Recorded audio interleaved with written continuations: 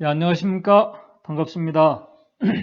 이사야 49장 6절에 있는 말씀을 읽겠습니다. 이사야 49장 6절에 있는 말씀입니다. 그가 가라사대 네가 나의 종이 되어 야곱의 지파들을 일으키며 이스라엘 중에 보존된 자를 돌아오게 할 것은 오히려 경한 일이라. 내가 또 너로 이방의 빛을 삼아 나의 구원을 베풀어서 땅 끝까지 이르게 하리라. 예, 이사야 49장 6절에서 지금 말씀하고 있는 나의 종, 나의 종이 누구일까요? 이 말씀은 참 다양하게 적용할 수가 있습니다.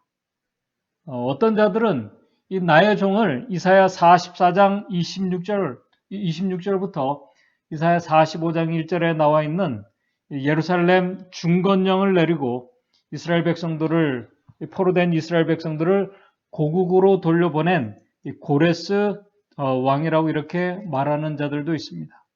그러나 이사야 49장 1절과 3절에 나와 있는 말씀처럼 이 태에서부터, 이 모태에서부터 부름을 받은 자, 그리고 49장 3절의 말씀처럼 내 영광을, 하나님의 영광을 나타내며 무너진 이스라엘을 다시 일으키고 그분의 백성들을 다시 회복해 하며 하나님께 영광을 돌릴 나의 종은 첫째로 이 무너진 이스라엘을 회복해 하실 예수 그리스도를 가리키고 있는 말씀입니다. 이사야 선지자는 이스라엘을 일으키고 이 백성들을 구원할 하나님의 아들 이 메시아를 종으로 묘사하고 있습니다. 그래서 사실 이사야 49장을 가리켜서 종의 노래라고 말하기도 합니다. 그렇다면 여기에 나와 있는 이 종은 어떻게 그분의 백성들을 회복시키며 그들을 구원하며 하나님께 영광을 돌릴 수 있을까? 그 모습을 이사야 우리가 53장 5절에 잘 아시는 말씀처럼 그가 찔림은 우리의 허물을 인하며 그가 상함은 우리의 죄악을 인함이라. 그가 징계를 받음으로 우리가 평화를 누리고 그가 채찍에 맞음으로 우리가 나음을 입었도다. 오늘 우리의 모든 죄를 담당하신 예수 그리스도를 이 고난당하는 종을 이 고난을 통해서 오늘 하나님의 백성들을 회복해 하시고 구원하실 것을 말씀하고 있습니다.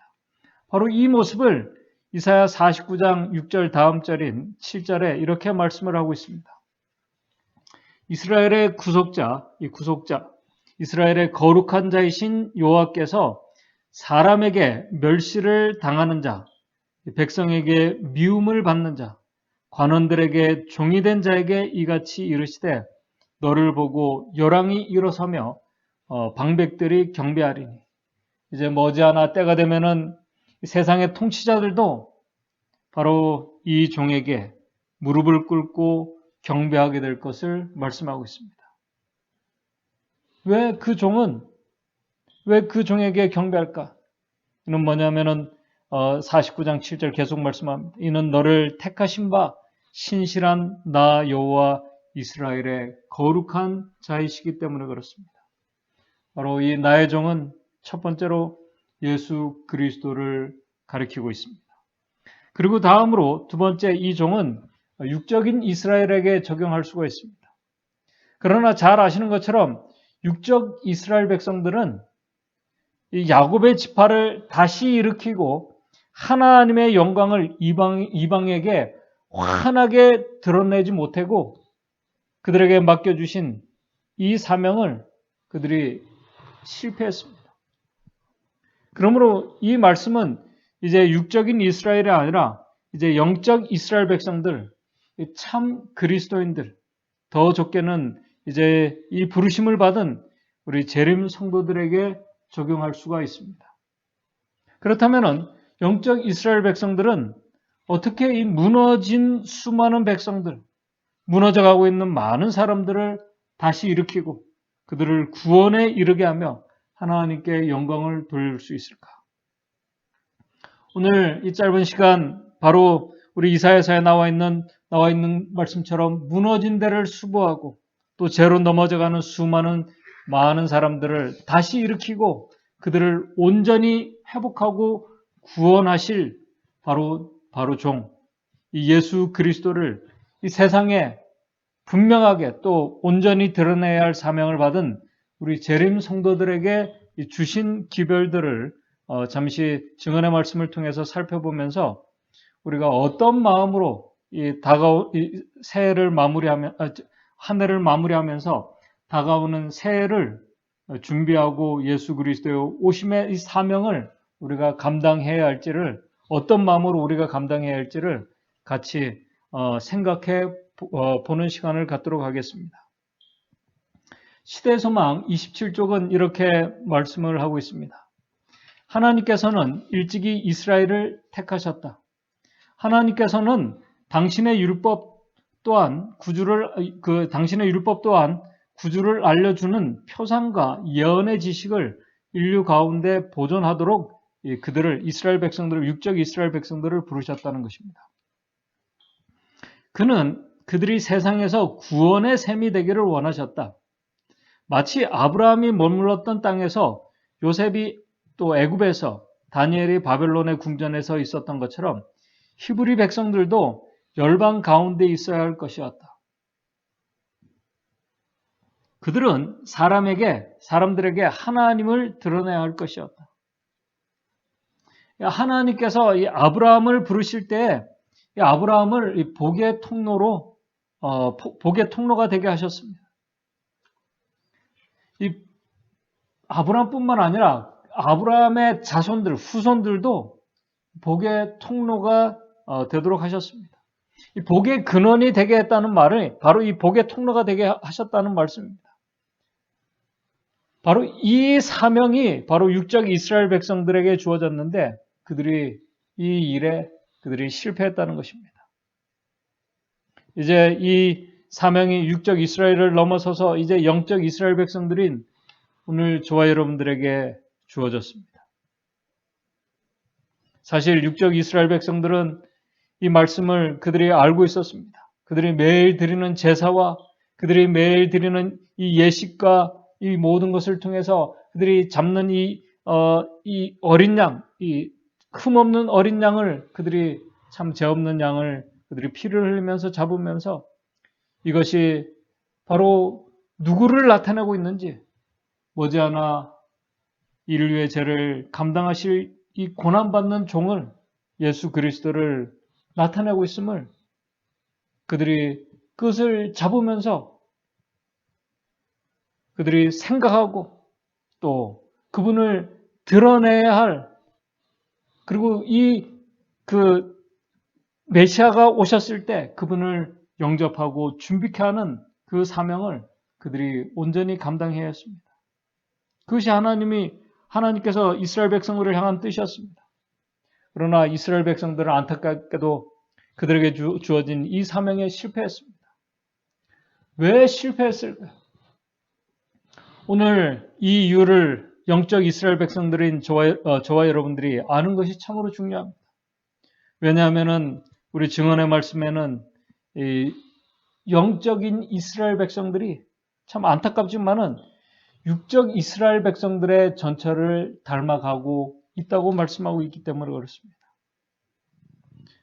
여러분들이 잘 아시는 것처럼 육적 이스라엘 백성들도 오늘 우리 신실한 우리 재림 성도들처럼 아니 우리보다 어쩌면 그들이 더 신실하게 기도하고 말씀을 연구하고 봉사하고 헌신하면서 메시아의 오심을 소망하고 기다렸습니다. 그런데 문제는 바로 그들에게 주어진 이 사역과 회복의 이 구속의 사역을 위해서 그들이 묵상하고 이사야서의 이 말씀을 그들이 읽으면서도 이 사역을 위해서 머지않아 오실 하나님의 아들께서 이 종의 모습으로 오시게 될 것을 그들이 보고 읽으면서도 막상 그들 앞에 이 종의 모습으로 오셨을 때 그들이 이 종을 알아보지 못하고 영접하지 못했음을 우리 성경은 우리에게 말씀하고 있습니다. 우리 시대의 소망 27쪽에 이렇게 기록하고 말씀합니다. 유대인들은 1천년간 구주의 오심을 기다렸다. 그들은 이 사건에 그들의 가장 빛나는 소망, 꿈과 희망을 걸었던 그 백성들입니다. 가장 빛나는 소망을 두었다. 그래서 그들은 그분의 이름을 노래와 예언 가운데 또 성전 의식과 가정 기도 가운데 포함시켰다.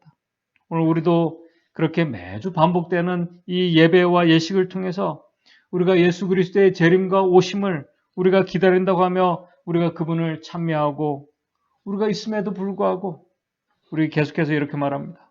그럼에도 불구하고 그들은 그리스도께서 오셨을 때 그를 알지 못했다. 참 아이러니한 사건입니다. 우리 성경 말씀을 보게 되면 알지도 못하고 우리 요한일서 1장 5절에 보게 되면 빛이 어두움에 비치되 어두움이 깨닫지 못하더라. 빛을 그렇게 간절히 기다렸던 백성들이 참 빛을 보고도 깨닫지 못했다고 말씀합니다. 그렇기 때문에 요한복음 1장 11절에 자기 땅에 오매 자기 백성이 영접지 아니하는 참 이 안타까운 일이 일어나게 된 것을 우리는 성경 말씀을 통해서 우리가 알게 됩니다. 우리 침례 요한이 자신에게 오는 예수님을 가리키면서 사람들을 향해 말했습니다. 요한복음 1장 29절에 보라 세상 죄를 지고 가는 하나님의 어린 양이로다 외쳤습니다. 그러나 수많은 사람들이 요한의 그 외침을 듣고도 세상 죄를 지고 가는 하나님의 어린 양 그 종을 알아보지 못했습니다. 오늘 저와 여러분들이 요한이 외치는 그 무리들 속에 우리가 있었다면은 하나님의 어린 양을 우리가 알아볼 수 있었을까요?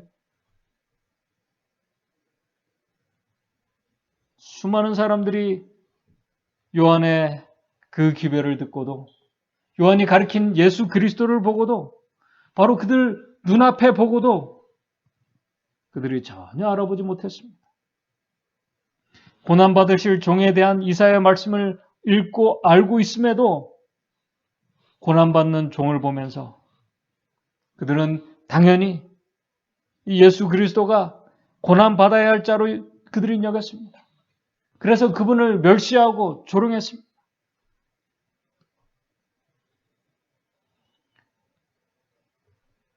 왜?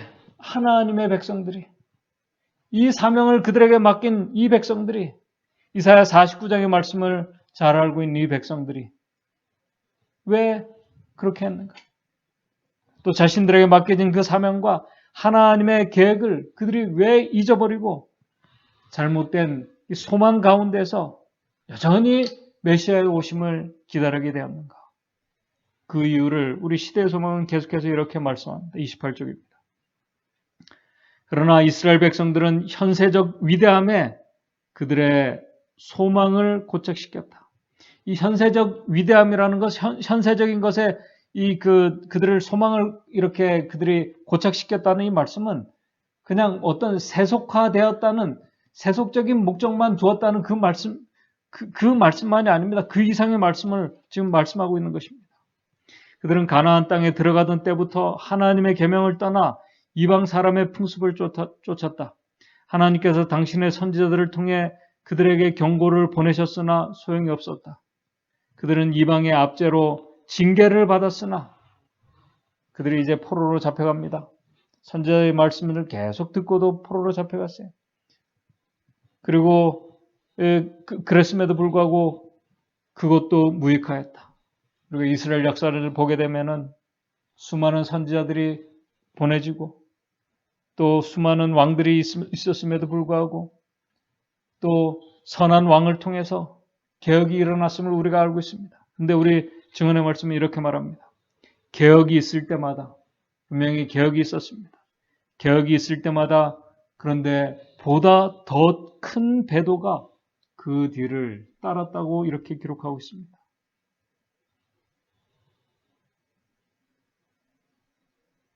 이스라엘 백성들, 그들이 기다렸던 메시아, 그들이 소망한 다시 회복할 하나님의 나라가 사실 그들이 소망하는 것과 맞지 않았다는 사실입니다. 그렇기 때문에 그들에게 맡겨진 그 사명도 그리고 그들 안에서 일어난 이 개혁과 부흥이 일어난 것 같았지만은 시간이 지나고 나면은 더 큰 배도가 그 뒤를 따를 수밖에 없었음을 우리 증언의 말씀은 기록하고 있습니다. 이 말씀은 지금 육적 이스라엘 백성들의 전철을 따라가고 있는 오늘 영적인 이스라엘 백성들의 오늘 우리들에게 오늘 우리의 그 생각과 오늘 우리의 소망과 우리의 삶에 어떤 이 근본적이고 어떤 혁신적인 변화가 일어나지 않으면은 오늘 우리도 안타깝지만은 이 육적인 이스라엘 백성들의 전철을 따를 수밖에 없음을 우리 증언의 말씀은 말씀하고 있습니다. 지금 이 말씀은 하나님의 백성들 안에서 어떤 외적인 모습들, 그냥 어떤 세속화만 말하는 것이 아니라 외적인 모습들, 보이는 것들,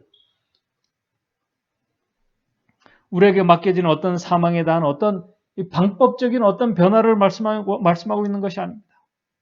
오늘 우리가 믿는 것, 우리가 지금 소망하는 것, 그리고 우리의 삶을 통해서 전하며 사는 모든 우리의 삶의 동기가 무엇인지를 살피고 지금 우리가 오늘 우리의 교회가 누구를 위해서 또 무엇을 위해서 그리고 예수 그리스도의 오심을 왜 우리가 소망하며 그 기별을 이 재림의 오심의 기별을 선포하려고 하는지 그 동기를 우리에게 묻는 말씀입니다. 우리 증언보감 1권 534쪽에 이렇게 말하고 있습니다. 나는 하나님의 계명을 지키며 그리스도의 재림을 기다리노라고 공언하는 여러 곳에 있는 교회들을 보았다. 오늘 하나님의 백성들인 우리 재림 성도들에게 주신 기별입니다. 나는 하나님의 계명을 지키며 그리스도의 재림을 기다리노라고 공언하는 여러 곳에 있는 교회들을 보았다. 그런데 그 다음 말씀이 참 이렇습니다. 놀라울 정도의 무관심과 교만과 세상에 대한 애착과 냉담한 형식주의. 참 이 형식주의 참 광범해야 하고 보편적이고 어떻게 보면 우리의 매일의 일상에 어떻게 되면 이게 우리의 일상에 그냥 이렇게 잘 정착되어 있는 그런 모습이기도 합니다. 이 말씀은 어떤 이 경건의 능력을 잃어버렸다는 말씀입니다. 냉담한 형식주의가 그들 사이에 존재하고 있다. 경건의 부족에 가난한 그들은 신속하게 고대 이스라엘을 닮아가고 있는 백성들이다라고 우리 증언보감의 1권 534쪽에 말씀하고 있습니다. 증언보감 2권 210쪽에는 계속해서 이렇게 말합니다. 형식적인 종교봉사는 변함없이 유지되고 있다. 사실 20년, 30년, 40년 우리 어르신들 어렵고 힘든 시기에 어쩌면 더 순수한 마음으로 하나님의 교회를 위해서 또 영혼들을 위해서 헌신하고 봉사하셨습니다.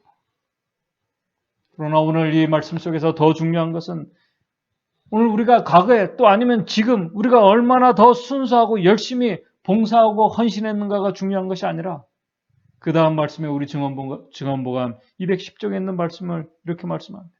그것이 중요한 것이 아니라 형식적인 종교봉사는 변함없이 유지되고 있다.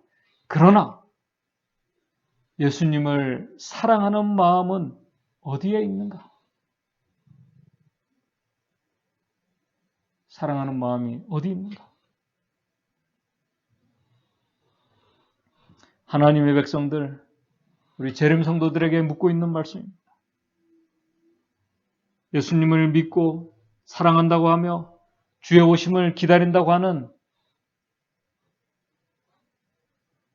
오늘 우리에게 그분을 사랑하는 마음이 또 그분께서 우리를 사랑하셨던 그 마음이 어디 있는가라고 우리에게 묻고 있습니다.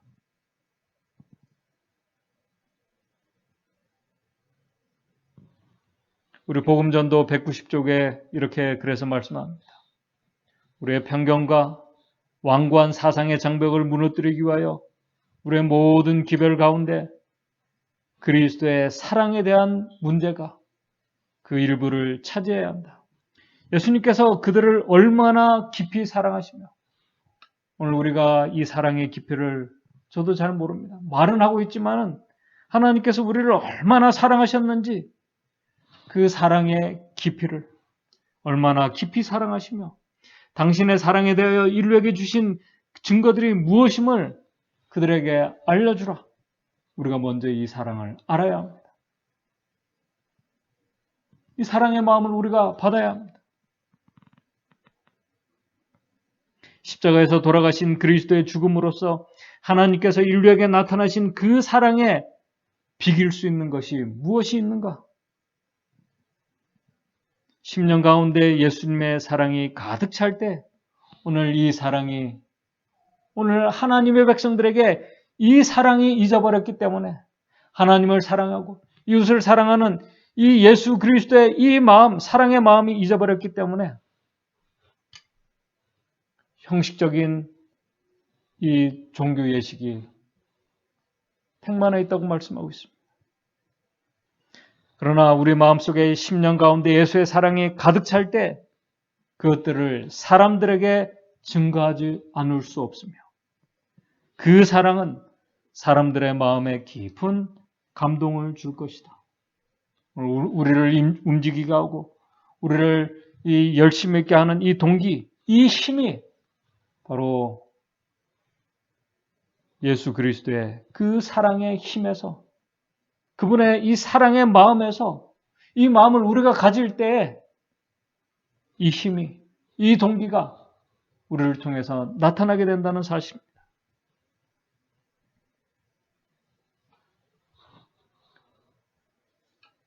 그렇다면 오늘 이 중요한 이 사랑, 이 진리를, 이 힘을 오늘 우리를 움직이게 하는 이 힘을 우리가 어디에서 매일매일 우리가 공급받을 수 있을까요?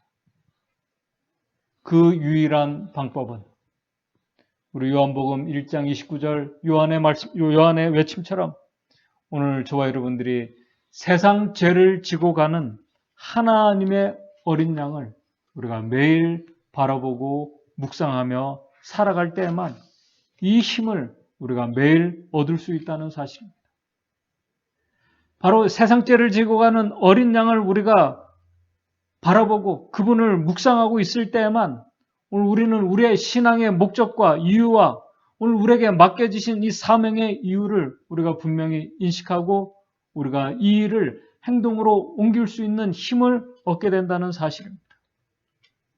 오늘 우리 한 해가 마쳐지는 이때 또 새로운 한 해를 준비하면서 또 우리가 매일매일 우리가 성실히 우리가 신앙 안에서 살아가야 할 오늘 저와 여러분들에게 이 복음전도 190쪽에 있는 이 말씀을 읽으면서 오늘 말씀을 정리하도록 하겠습니다.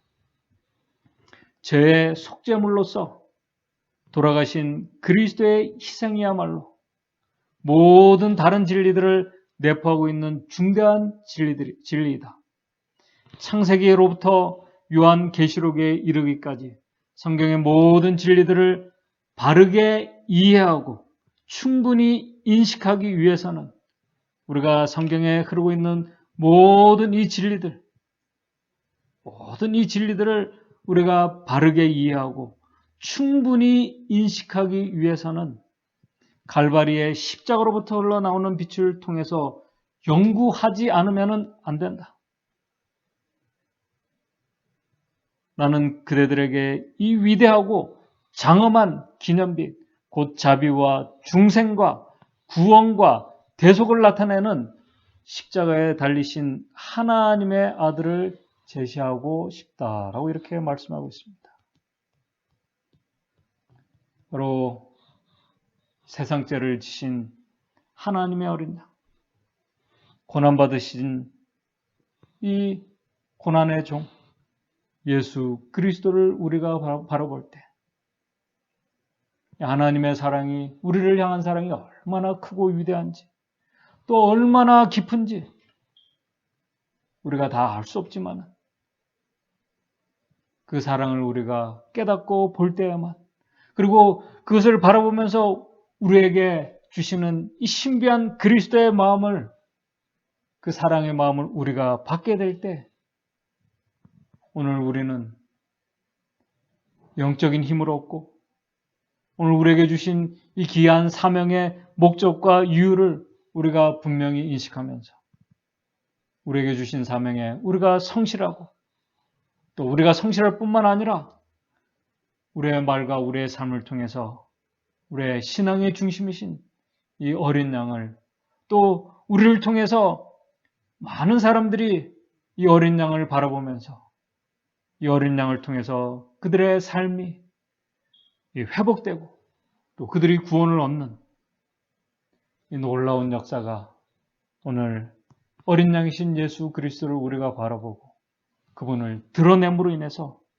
오늘 우리의 삶 가운데 이 귀한 이 아름다운 역사가 일어나게 되기를 간절히 바라면서 오늘 말씀을 마치도록 하겠습니다. 다 같이 기도하시겠습니다. 하늘에 계신 하나님 아버지, 오늘 우리가 십자가의 사랑을 이야기하면서 정말 그 사랑의 깊이가 얼마나 크고 우리를 사랑하신 그 사랑의 힘이 얼마나 위대한지, 또 그 사랑의 힘이 얼마나 강력하고 우리를 변화시키고 우리를 얼마나 힘있게 움직이게 하는지 우리가 그 사랑의 힘을 꼭 경험할 수 있도록 주님 인도해 주시옵소서. 그래서 오늘 우리의 매일의 삶이 우리를 온전히 회복시키고 우리를 온전히 구속해 하고 우리를 온전히 하늘로 인도해 주시는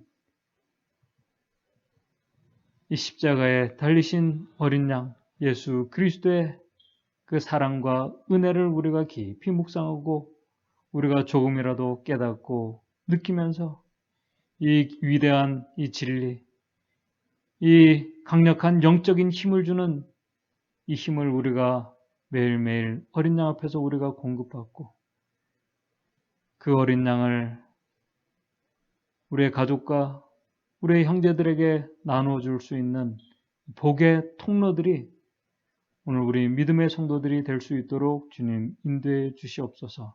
그래서 하나님께서 우리를 통해서 역사하시고 또 우리를 통해서 잃어버린 영혼들을 구원케 하시는 놀라운 하나님의 구속의 역사가 오늘 우리를 통해서 우리의 가족들과 우리의 이웃들 안에서 일어날 수 있도록 주님 인도해 주시옵소서. 예수님의 이름으로 기도드리옵나이다.